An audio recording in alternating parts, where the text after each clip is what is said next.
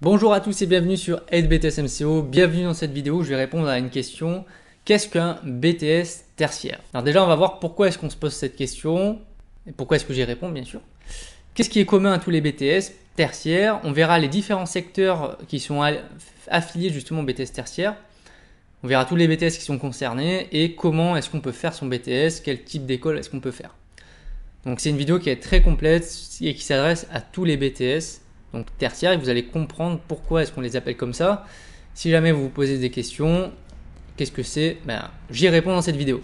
Et d'ailleurs, si vous êtes en BTS tertiaire, pas uniquement que BTS MCO parce que c'est ma spécialité, vous avez justement des fiches de révision sur la CUGM qui sont communes justement à l'ensemble des BTS. Ça peut vous aider pour réussir votre examen de CUGM. Autrement dit, culture économique, juridique et managériale. Alors pourquoi est-ce que je réponds à cette question?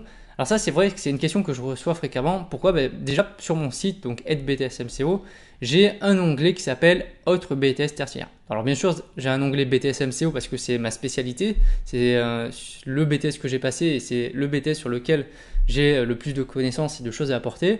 Par contre, il y a aussi une section Autres BTS tertiaire. À l'intérieur, il y a une matière qui est la CEGM et qui est commune à tous les BTS. Donc qu'est-ce qui est commun vraiment à tous les BTS? Alors, il y a des épreuves pour tous les BTS tertiaires qui sont exactement les mêmes, ce sont des épreuves générales.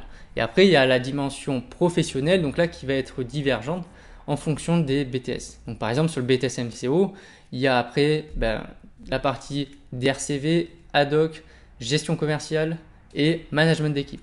Donc qui sont les 4 compétences principales à développer en BTS MCO. Si vous prenez un autre BTS, il y aura d'autres compétences professionnelles différentes. Par contre, le socle commun général sera exactement le même. À l'intérieur, on retrouve la culture générale et l'expression. On retrouve la CEJM, j'en ai déjà parlé parce que je propose des fiches de révision sur cette matière-là.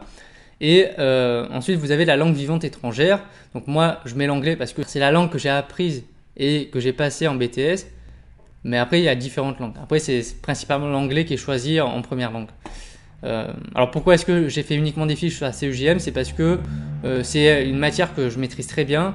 La culture générale et les langues vivantes, je préfère le laisser aux profs de culture générale et d'anglais parce qu'ils sont vraiment spécialisés à l'intérieur. Moi, je ne le suis pas. Donc pour l'instant, je préfère leur laisser ce côté-là. Il y a 5 secteurs d'activité en BTS tertiaire.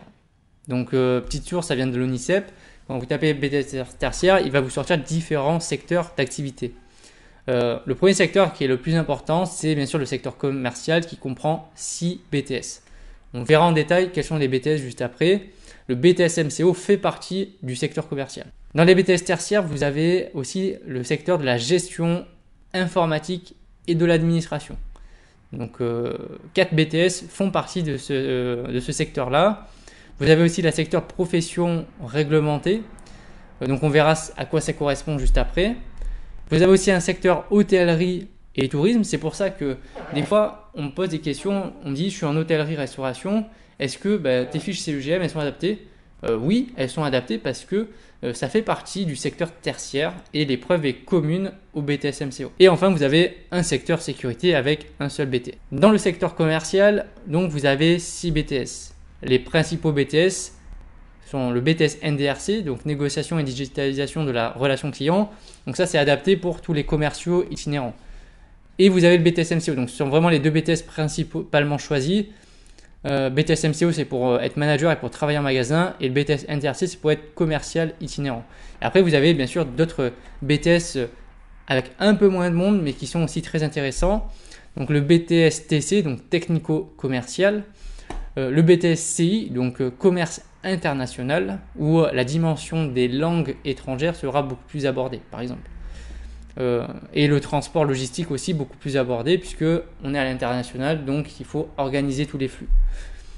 Vous avez le BTS GTLA, donc gestion des transports et logistique associés. Et enfin, vous avez le BTS communication pour travailler dans la communication, la publicité, le marketing digital, etc. Dans le secteur gestion informatique et administration, donc là vous allez retrouver 4 BTS donc qui sont plutôt orientés vers la gestion administrative des entreprises. Alors il y a le BTS SIO, services informatiques aux organisations, ce sont des compétences qui sont très intéressantes pour les entreprises parce que maintenant tout tourne autour de l'informatique, des réseaux, d'un logiciel CRM, d'un intranet, d'un extranet. Donc il faut forcément des services informatiques pour gérer tout ça. Donc ce BTS permet justement d'intégrer ces types d'équipes. Vous avez le BTS SAM, donc support à l'action managériale. Le BTS gestion de PME et PMI, très adapté pour devenir après assistant de direction par exemple. Et vous avez le BTS CG, donc comptabilité et gestion. Dans le secteur profession réglementée, il y a, on va dire, des professions qui nécessitent des diplômes et des certifications pour pouvoir être exercées. Donc, qui peuvent être faites notamment sous forme de profession libérale, par exemple. Donc, il y a le BTS PI, donc profession immobilière. BTS qui est très intéressant, j'avais hésité à le faire d'ailleurs. BTS notariat. Donc, vous voyez, pour travailler dans le notariat, il faut avoir des diplômes minimum pour pouvoir avoir votre carte justement vous permettant d'exercer cette fonction-là, notamment en libéral. BTS assurance et BTS banque conseiller clientèle. Donc ça, j'ai souvent des étudiants qui sont en BTS banque qui me demandent des conseils, des fiches, etc. pour réussir. Et j'ai souvent aussi des étudiants en BTS MCO qui aimeraient savoir si on peut faire le stage en banque. Donc c'est vrai que c'est un secteur qui attire encore beaucoup. Et à chaque fois, ma réponse est favorable. Vous pouvez faire votre stage ou alternance, même si vous êtes en BTS MCO dans le secteur bancaire. Il n'y a pas de problème. Ensuite, il y a le secteur hôtellerie, tourisme. Donc, il y a le BTS MHR, management en hôtellerie et restauration. Et vous avez bien sûr le BTS tourisme qui en fait partie. Dans ces diplômes-là, vous avez la dimension des langues aussi qui est beaucoup plus développée qu'en BTS MCO, par exemple. Et une partie relation client-service qui est aussi plus développée. Et enfin, vous avez le secteur sécurité, donc avec le BTS MOS, management opérationnel de la sécurité. Donc là, ça peut être pas mal. Donc bien sûr, dans tout magasin, vous avez aussi des dispositifs de sécurité, des agents de sécurité, des équipes à gérer qui sont nécessaires pour pouvoir assurer la sécurité des biens des personnes. Donc ce BTS permet de travailler là-dedans également. Maintenant, comment est-ce que vous allez pouvoir faire votre BTS, quel que soit le secteur d'activité? Il y a 5 manières minimum de faire votre BTS qui peuvent être faits soit en formation initiale, soit en alternance, soit en VAE ou à distance par exemple. Votre BTS, vous pouvez le faire soit dans un lycée public, soit dans un lycée privé, dans un centre de formation des apprentis, donc un CFA. Vous pouvez le faire à distance, donc c'est-à-dire par correspondance, ou vous pouvez le faire aussi dans un centre de formation professionnelle. Donc moi, mon BTS, je l'ai passé dans un centre de formation professionnelle. Et je l'ai fait en alternance qui me permettait de ne pas payer les frais de scolarité qui étaient exorbitants pour toute école privée.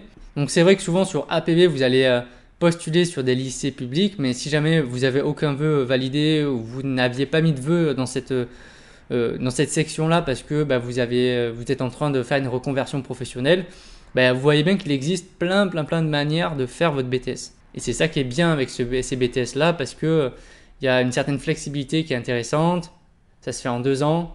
On trouve facilement du travail avec. On peut trouver des alternances assez rapidement si on cherche bien.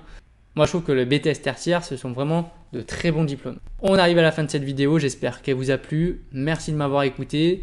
Si vous aviez encore des questions sur le BTS tertiaire qui n'étaient pas dans le diapo, n'hésitez pas à me les poser en commentaire. Je vous répondrai. Et bien sûr, n'oubliez pas qu'en description, vous avez un lien vers les fiches de révision CEGM qui sont communes à l'ensemble des BTS, quel que soit le BTS que vous êtes en train de faire. Merci à tous et puis à très vite pour une nouvelle vidéo. Bye!